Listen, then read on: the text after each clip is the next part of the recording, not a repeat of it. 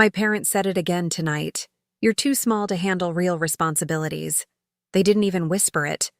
They threw it across the dinner table like a hammer, and it landed on me just like they wanted.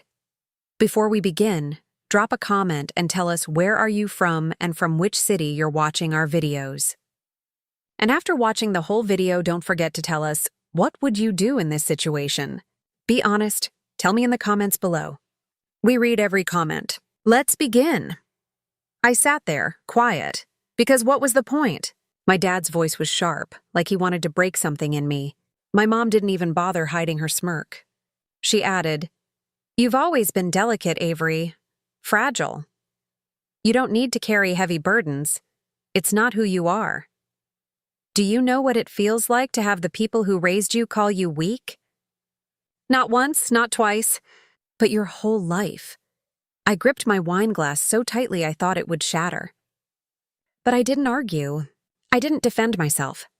I let their words hang in the air because I knew something they didn't. The clock was ticking. And midnight was coming. Noah, my husband, my partner in everything, squeezed my hand under the table. He didn't have to say anything. His eyes told me what I already knew. Hold steady. Avery, you've already won. They had no idea that the small, fragile daughter they mocked was about to close the biggest tech merger of the year. At 12:07 a.m., while the city slept, every major business outlet broke the headline, Helix Link and North Peak Systems merge, billion-dollar deal signed by Avery Lane and Noah Reed. I just sat there in our penthouse living room, staring at the screen, my heart racing, my phone buzzing like it was about to explode. They told me I was too small. And yet here I was, signing something so massive it would ripple across the entire tech world. That was the moment I realized. Sometimes silence is the loudest answer you can give. The next morning, my phone wouldn't stop buzzing. Headlines, investor calls, congratulatory messages from people who once ghosted me. My inbox was a wildfire, but none of it rattled me the way the knock at the door did. It was just after 9 a.m. Noah was in the kitchen, pouring coffee. I was still in my robe, hair tied back, scrolling through one article after another that had my name bolded in headlines. Then, 3 sharp knocks. I looked at Noah. He didn't even need to check the security camera. He already knew. His jaw tightened as he set his mug down. "It's them," he said flatly. I walked to the door anyway. My stomach twisted when I peeked through the frosted glass. There they were, my parents. Richard and Diane Lane, standing on the polished concrete entryway, like actors who had rehearsed their lines all night. My dad was holding a bouquet of lilies. My mom was dressed as if she was heading to a luncheon, not to see the daughter she'd called fragile less than 24 hours earlier. Noah stepped behind me, his hand firm on the door handle. "You don't have to do this," he murmured. But I pressed my palm to the glass just to steady myself. My mother leaned in, trying to peer past the door. Her voice carried, muffled but clear enough. "Avery, sweetheart, we're so proud of you. We misjudged you. Can we come in? We just want to talk." The way she said proud nearly made me laugh. Because it wasn't pride, it was desperation. Then my father's voice cut in. His tone wasn't sweet, wasn't apologetic. It was commanding, as if he still thought he had power over me. "Emily." He used my childhood nickname, the one that always made me feel smaller. "Open the door. Let us in. We need to celebrate. Celebrate."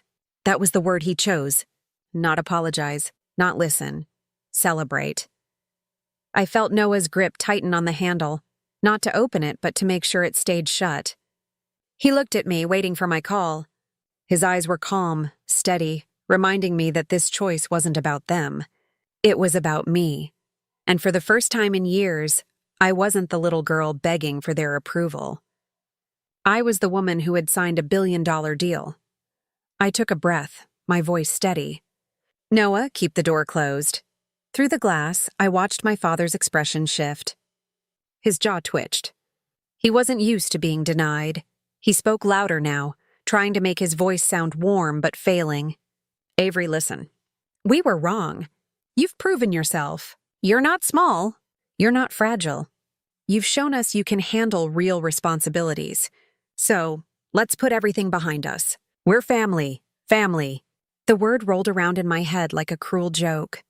Where was family when I was burning myself out, coding for 18 hours a day, eating instant noodles because every cent went into Helix Link? Where was family when I called home just to hear encouragement, and instead got told I should marry rich instead of trying to build something myself? They weren't here. They never were. And now, because the headlines screamed my name, they suddenly remembered they had a daughter. I turned to Noah. My throat was tight, but my decision was clear. They don't get to walk in now. Not after everything. He nodded once, and without hesitation, he held the door firmly shut. My mother's smile faltered. She tried again, her voice higher now, almost desperate. Avery, please. We're sorry. We just didn't know. But now we see who you are. We're proud of you. We want to be part of your life again. Her words should have felt like balm. Instead, they stung worse than the insults. Because it wasn't real. It was convenience. I pressed my forehead against the door for just a moment and whispered, more to myself than to them. You only see me now because the world does. Then I raised my voice. Calm. Cold. Final. Go home. You told me I was too small. You told me I couldn't handle real responsibilities. You don't get to rewrite that today. Not with flowers. My dad stiffened, his face hardening behind the glass. For the first time, he looked powerless. My mom tugged his sleeve, but he resisted for a second before finally stepping back. Noah and I stood there, silent as they walked away, my mom glancing back one last time, my dad refusing to turn around. The flowers slipped from his grip and hit the sidewalk, petals scattering. I closed my eyes. For years, I thought the only way I'd ever feel whole was if they finally said, "We're proud of you." But standing there, watching them walk away while Noah held me steady, I realized something different. I didn't need their pride. I had my own, and for the first time in my life, that was enough. I thought ignoring them at the door would be the end of it. I was wrong. By noon, I had 3 missed calls, 4 voicemails, and a dozen texts. My mom's tone shifted in every message, sweet, pleading, guilt-tripping. My dad's words were shorter, colder, but no less desperate. We need to talk. This isn't how families act. You owe us that much. Owe them? That word gnawed at me, because that's how it always was with them. I owed them gratitude, respect, obedience, even when what they gave me in return was doubt and humiliation. By evening, I knew I couldn't avoid them forever. Not because I needed them, but because for once, I wanted to look them in the eye as the woman they had said I'd never be. Noah wasn't thrilled when I told him. He leaned against the kitchen counter, arms crossed, his dark eyes steady on mine. Avery, you don't need to explain yourself to them. You don't owe them a performance. I know, I said softly, but I need to say it. Not for them. For me? He studied me for a long moment, then nodded. Then I'll be right there with you. We met them the next night in a downtown restaurant. The kind of place my parents loved. White tablecloths, chandeliers, quiet enough that whispered judgments carried across the room. They were already seated when we arrived. My mom smiled like she'd been practicing in the mirror, but her eyes flicked nervously to my dad. He sat stiff, jaw locked, the bouquet of charm nowhere in sight. Avery, my mom breathed, rising just enough to air-kiss my cheek. You look radiant. Thank you, I said flatly, sliding into the seat across from them. Noah sat beside me, his presence solid, anchoring. The silence stretched until my dad finally broke it. So, the merger. He said it like the word tasted bitter. You pulled it off. Yes, I said, my tone even. We did. He leaned back, arms crossing. I'll admit, I didn't think you had it in you. There it was. No apology, no ownership. Just a reluctant concession. I met his stare. You didn't think I had it in me because you never bothered to see me? You only saw the version of me you decided was real. And every time I tried to prove otherwise, you laughed. My mom tried to smooth it over. Honey, we just worried. We didn't want you hurt if it all failed. Parents, I cut her off. My voice was sharper than I expected. No, don't wrap it in concern. You didn't protect me. You crushed me. You called me fragile, delicate, small, like I was some glass ornament. Do you know how many nights I worked until sunrise? How many times I broke down wondering if you were right? And every single time I got back up. It wasn't because of you. It was despite you. The table went still. My mom's face paled. My dad's lips pressed thin. Noah's hand found mine under the table, a quiet squeeze. I leaned forward, my voice lower now, but stronger. When you told me I couldn't handle responsibility, I carried the weight anyway. When you said I couldn't lead, I built a team that believed in me. When you said I wasn't enough, I proved I was more than you ever gave me credit for. For a long moment, nobody spoke. The clinking of cutlery from other tables filled the silence. Finally, my father cleared his throat. You've made your point. But understand something, Avery. Family is family. We want to move forward. We can't erase what was said, but we can. Start again, I almost laughed. Start again. The words sounded so clean, so simple, like everything could be wiped away with one dinner and a forced smile. No, I said quietly. We don't get to just start again. You don't get to rewrite history because now it's convenient. You don't get to show up with flowers after the headlines hit and act like you've been in my corner all along. You made your choice when you decided I was too small. And I've made mine now. I don't need your approval. I never did. I just needed to realize it. My mom's eyes filled, but not with understanding, with fear. Fear of being left out of the life I had built. Avery, please. Don't shut us out. We're your parents. We love you. I shook my head. You loved the version of me that needed you, the one who would shrink to fit inside your expectations. That version doesn't exist anymore. I stood up. Noah rose beside me, his hand warm against my back. My dad stayed seated, but his voice followed, hard and bitter. Don't come running back when you realize family matters more than business. I turned, my voice calm but cutting. You're right. Family matters. That's why I'm choosing mine. Noah, my team, the people who believed in me when you didn't. That's my family now. And with that, I walked out.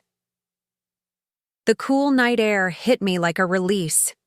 For years I had carried the weight of their words, craving their approval like oxygen. But standing there under the streetlights, Noah's hand in mine, I realized I was breathing easier without it. They could keep their lilies, their empty apologies, their shifting tones. I had something stronger, the knowledge that I had built my life on my own terms. And I didn't need them to hold the door open anymore, because now I was the one holding it shut. I thought walking out of that restaurant would be the last time I'd see them. But life has a way of testing your resolve right when you think you're done. 2 weeks later, on a Saturday morning, I heard another knock at the door. Not the firm, commanding rhythm my father used. This one was slower, almost hesitant. I hesitated too, heart pounding as I checked the camera feed. It was them again. My mother clutched an envelope. My father stood stiff beside her, his face a storm barely held together. Noah was at the dining table, reviewing quarterly projections. He looked up, saw the screen, and immediately set his pen down. Avery, do you want me to? I shook my head. No, I'll handle it. He didn't argue. He just leaned back in his chair, eyes locked on me, ready if I needed him. I opened the door halfway this time, but I didn't invite them in. My mother's smile was shaky. Sweetheart, she said softly, holding out the envelope. We wrote you a letter. Things we should have said years ago. Her voice cracked, and for a moment, the little girl inside me ached to believe her. But then my father spoke. You've made it clear you don't need us, he said gruffly. But this, he gestured to the envelope. This doesn't change the fact that we're family. That blood is blood. There it was again. That same weaponized word. Family. I looked at the envelope but didn't reach for it. Do you know what family really means? I asked quietly. It's not just blood. It's not just a last name. It's who shows up when you're broken. Who believes in you when no one else does. By that definition, You stopped being family a long time ago. My mom's eyes brimmed with tears. Avery, we're trying— No. I cut her off, my voice sharper than I intended. You're not trying for me. You're trying for yourselves. You see success now, so suddenly I'm worth claiming. But where were you when I was begging for encouragement? Where were you when you laughed at me for dreaming too big? You don't get to erase those years with flowers and envelopes. The silence stretched. My dad's jaw tightened, his pride fighting to stay intact. My mom finally lowered the envelope, her shoulders trembling. I took a step forward, my tone steady. I don't hate you. I don't even wish you harm, but I won't let you back into my life on your terms. My boundaries aren't negotiable, and if you can't respect that, then this is where our story ends.